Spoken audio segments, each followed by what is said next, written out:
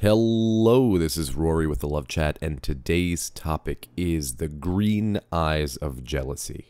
Now, this is video number 33.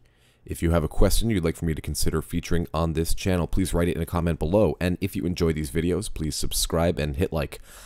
Additionally, I've started both a website and a Twitter account where you can find updates about things like me being on a hiatus or being sick or when the next video is coming out.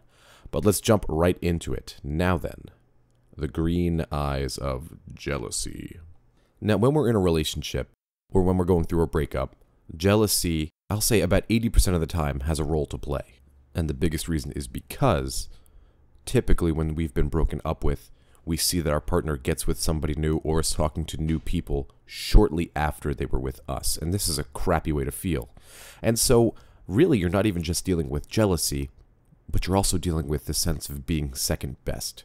Some of the situations that I've been talking to my clients about lately, it revolves a lot around, my ex was kind of pulling away from me, but at this time we were still together, and I noticed that he or she or they started talking to other people that I was unfamiliar with.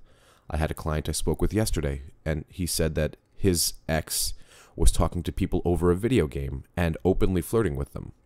This is something that you're going to notice exes do around the time they're ready to break up with you. And the reason is because they don't want to fully let go of one relationship until they have another one secure. Until they realize that you can't find your happiness from other people until you're happy with yourself. Then they're never really going to be happy. And so in a big way here, they may be looking to secure a new person. But the new person is simply hiding them from what they are feeling inside. They are seeking external validation to change an internal feeling. And just like alcohol or drug abuse or avoidance, those things are quick fixes that never stick around. And so you are doing the smart thing by working on yourself because you are doing internal actions to change an internal problem, right? And maybe there's some external sources that are always helpful, like friends and like new experiences, but ultimately those make you feel a certain way internally that is a lasting change. All right, so the topic of the video, like I was saying, is jealousy. And so how do we deal with jealousy? How do we look at our partner and say, you know what? I'm not going to be triggered by what you're doing currently. It relies a lot, like everything in dating, on counterintuitive action. Basically, you know that whatever they're doing is making you feel uncomfortable, it's making you feel jealous, and choosing to do the exact opposite of what your body's telling you to do and what your mind is telling you to do. You know that being jealous is only going to make you feel and seem less attractive, right? And so what do? Just don't fall for the traps. If your ex is flirting with someone new, don't call them on it. What's the point? They already made their choice. And to call them on it and to say, wait, why are you doing that? Hey, that's not making me feel good. Hey, you need to stop that. It's going to make them want to do it more. And really, at this point, you need to exercise some self-control.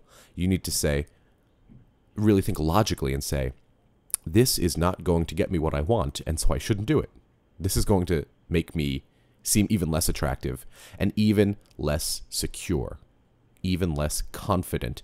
And remember what we talked about. Confidence is what attracts. Okay? So if your partner's looking at you, or your former partner is looking at you, and every 5 minutes you're blowing up their phone by saying, hey, who's that new person you're talking to? Hey, why aren't you spending time with me? Hey, let's just talk. What are the odds that they're going to want to talk to you in that time?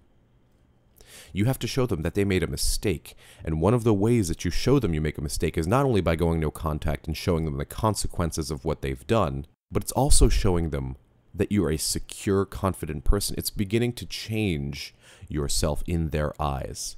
But you're not changing for them. You're changing for you. Nobody wants to be jealous because jealousy shows insecurity. And our goal here is to help you become more secure with yourself. Now, if doing work in behavior analysis has taught me anything, it's that we will often turn to science to prove the things that we have assumptions about. We don't just make blind claims. And so one of the things I can say for sure, backed up by science, is that if you're able to find an effective way to distract yourself during moments of jealousy, the feeling is much more likely to diminish. And so what I would do is set up a procedure, something to do when you're feeling particularly jealous and you think that maybe you're becoming a little weaker and maybe you're going to break that no contact rule that we've worked so hard to set up. Any type of procedure that involves distracting yourself for a short period of time until the feeling passes. Because remember, we've spoken about this before where feelings come and go, but they're just moments and moments do pass. Something like contacting your friends and going out for a coffee and just venting for a couple of minutes, right? Or perhaps it's doing some meditation like we've spoken about in some ways to reduce your anxiety. Anything that you find will be both cathartic but also distracting. For other people, it's video games, but personally, I think removing yourself from the situation is the best way to go. If you're sitting at home looking at Facebook, maybe leave the home. Maybe go and, even if it's just yourself going to the park and just walking, taking a couple deep breaths, these things will help lower your shoulders a little bit. And you'll still feel a little jealous. That's not going to go away all at once. You know, Rome wasn't built in a day. This is all a process. But you will have won the day. You chose not to contact your ex about whatever was making you jealous. And frankly, jealousy, like I was saying earlier, is a function of insecurity. And so the more secure you are with yourself, the more you look at the mirror and say, that girl's a catch, or that guy's a catch, the better you're going to feel and the less it's going to happen. And so that's the place we want you to be at. The sort of place where you value yourself and you say, you know what, my ex lost out. And you're not just saying that because you were told to say it by some coach on YouTube or some article on the Huffington Post, but because you actually feel that and you actually mean that.